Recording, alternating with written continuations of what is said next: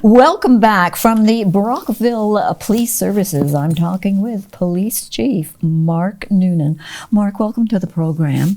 So I really have to commend your officers for the catch on Sunday. I believe that there was some arrests that were made, and it was a vehicle stop, if I remember rightly, and a seizure of drugs. Yes, there was a significant seizure. And that was a patrol stop from our patrol officers on regular patrol duties. So congratulations to them for doing that, because you people, you're called out and criticized if you're not right there right at your next moment. Right. So I want to just let our viewers know that they are protecting us. Like I said, I've said in the past, our officers, it's a busy service. Mm-hmm. I think there's often a misconception of how many officers are on patrol at any one time. There really is about 4 officers on patrol at any one time. And I mean, those platoons or those shifts are often staffed up. We try to staff them up more than that, but yes.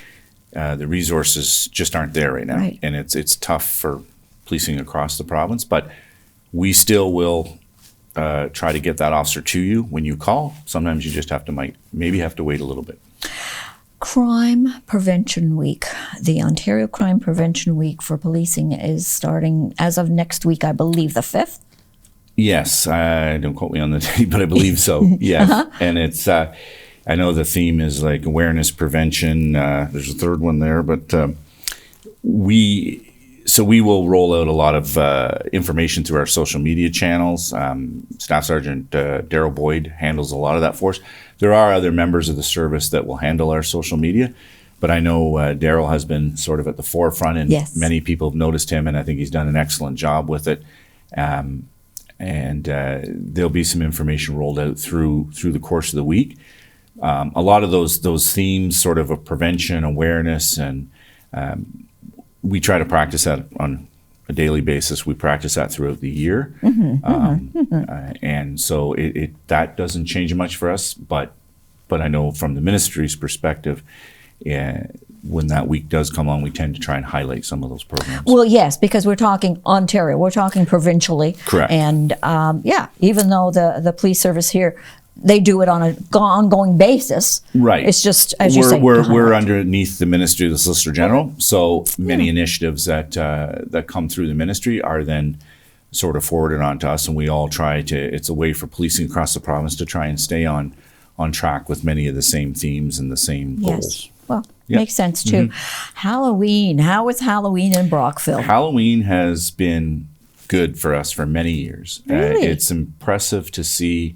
Very little mischief. I honestly think back in my day when I was young, I think there was a little more antics, relatively harmless, but there was more, I believe. And I don't think it hasn't been an issue for us. We used to have to sort of top up our complement for that evening. Yes. We haven't had to do that in a number of years. That's so nice then. It's fortunate. It's relatively uneventful. Well, congratulations, Brockville. Very, very nice indeed. So, children, I wanted to talk to you about the school crossing guards. Are people that are driving their motor vehicles, are they respecting them? Are they stopping when they're supposed to, or? I believe for the most part, but we do deal with the odd incident, and when people complain, we will follow up. Yes. If that be a license plate or a feeling that someone was exceeding the speed, we'll still follow up and have that conversation with someone if we can identify them. We do get the odd, relatively rare, but there'll be the odd complaint where someone has disregarded a school bus sign, lights, occasions like that. Yeah. We have had some enforcement out during school hours in those school zones because the fines do double. Yes. So, and we do move around what we have a mobile speed sign you'll see around. The city has some of their own, but we have a mobile one that we tend to move around to areas that maybe we've had excessive or complaints concerning this particular area. We'll try to monitor that. We can monitor it. We can retrieve all the statistics through basically a Bluetooth link and identify sort of the average speeds and that sort of thing. because we can't always have an officer there. No, but we no. do have Constable Cam Young, who has done an excellent job in handling traffic complaints. So he handles that. Here in Brockville, are the drivers pretty good, the motor vehicle drivers? Are they pretty good, or is there excessive speed or distraction? They're doing something else when they should be I think the more biggest attentive? concern in this city, as anywhere else, I operate a vehicle that is not marked. So often I see things that people don't realize you're seeing sometimes. And it is a concern for cell phones. It has been for some time. And not only that, but, we've all been bad at distracting ourselves, I think, when we're driving, trying to get that meal in. Yes. Check that text, because when that dings, the phone dings, you think, oh, it's the most important thing in the world. Yeah, somebody wants to talk to me. And it's not. And right. It does happen. I wouldn't say we've had any excessive. We haven't found that it's been an increasing cause of a car accidents. Our motor vehicle collisions, interestingly enough, are up over this time last year. Okay. I don't know that it's been attributed to that. However, most vehicle collisions are not actually accidents, I guess. Yes, We yes. tend to use that word, but someone's been distracted. Someone has made a small error in a traffic law that's resulted in a collision. So they don't just happen by accident, in other words. So in general, I think people just need to be more careful. Personally, I see it on my way home. I think generally, anecdotally, I think driving, people are not paying attention enough to their driving in general. I agree with Yeah. you. I have this big thing about people that are transitioning from one lane into another lane Yep. at a light, but they're not going into the right lane. They're cutting off and going into the lane that they want to be in. Right. I don't like Yeah. that. No, and people do there's- it all the time. All of us can pay a little more attention to our driving yeah. and go back to the basics and the basic rules, and those tend to get dropped. Yeah, But, you're right. You're right. We yeah. do. We get so used to what we've been doing as a habit. We just Right. continually do it. And our officers, even though they're on patrol for calls for service, in between those calls for service, that's when they try to sort of target particular traffic offenses. And quite frankly, it's more difficult right now with resources to simply dedicate a traffic unit. Oh, yeah. But we do, if we feel there's a problem in a certain area, we will try to bring in an extra officer and try to target a bit of traffic enforcement. Yes, yes. Brock Trail. I've had people tell me that they no longer walk on the trail during the day or even at night, which I don't think I would go out at night alone. Is there an issue there with walking that trail? Is it safe? It is safe. I mean, this as safe as any other part of this city. There was a time recently, and I was made aware of it. There was, unfortunately, there's a lot of information that comes through social media that just isn't true. Okay. And I don't know where it begins sometimes. There was information being passed around, I think primarily through social media, that there were multiple sexual assaults on that trail. Yes. There were not. Okay. There was no evidence passed on through us anyway. We also have other partners, whether it be the ARC unit at the hospital, which has specialists in dealing with sexual assault, or whether it be through emergency.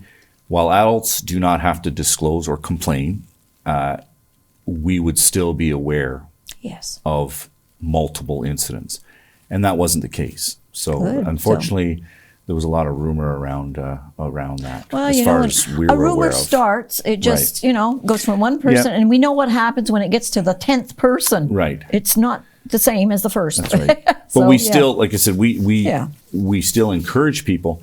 You should be able to walk the Brock Trail safe. And if you feel that for some reason there's a particular area that you're concerned about, call us. If you feel someone, and unfortunately some people have taken up to, who are temporarily without a home or something, they may have set up a tent. Yes.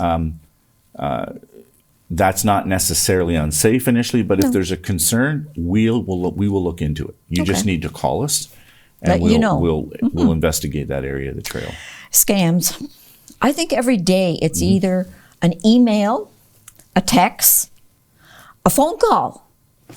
Like, it just doesn't stop. We all receive them.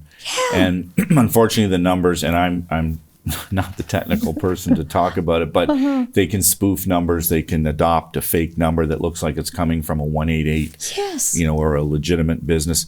All the scams you can think of are still there in some form or another.